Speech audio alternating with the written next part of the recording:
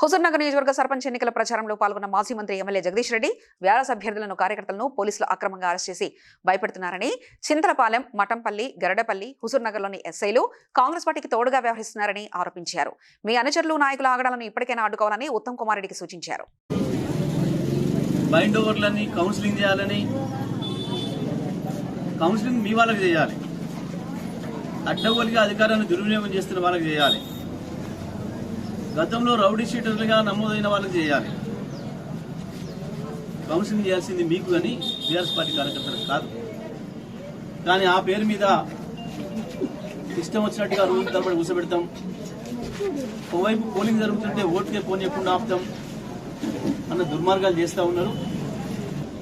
మా పార్టీకి సంబంధించిన సర్పంచ్ అభ్యర్థులు తీసుకుపోయి భయపెట్టించి కాంగ్రెస్ పార్టీ వాళ్ళకి అప్పచెప్పడం మీరు చేస్తున్న పని. గ్రామాలలో ఉన్న మా వాళ్ళ ప్రజలు మన వైపే ఉన్నారు. మళ్ళీ కేసీఆర్ కావాలని చెప్పి ప్రజలు పెద్ద ఎత్తున కోరుకుంటున్నారు. గులాబీ జెండా వేసుకుని పోయిన వాళ్ళని ఎవరినైనా ప్రజలు ఆదరిస్తున్నారు. గెలిస్తే గెలవచ్చాం కానీ ప్రజల మనసులు మాత్రం గెలవలేరు. మీ వైఫల్యాలు బయటపడుతున్నాయి. తప్పకుండా ఆ రకమైన ఫలితాన్ని ప్రజలు ఇవ్వబోతున్నారు. ఇప్పటికైనా ఆ పద్ధతి మార్చుకుంటే మంచిదని చెప్పి నేను ఉత్తమ్ కుమార్ రెడ్డి గారు సూచిస్తాను. Please like and share, subscribe to BCN Telugu News. Please like, share and subscribe to BCN Telugu News.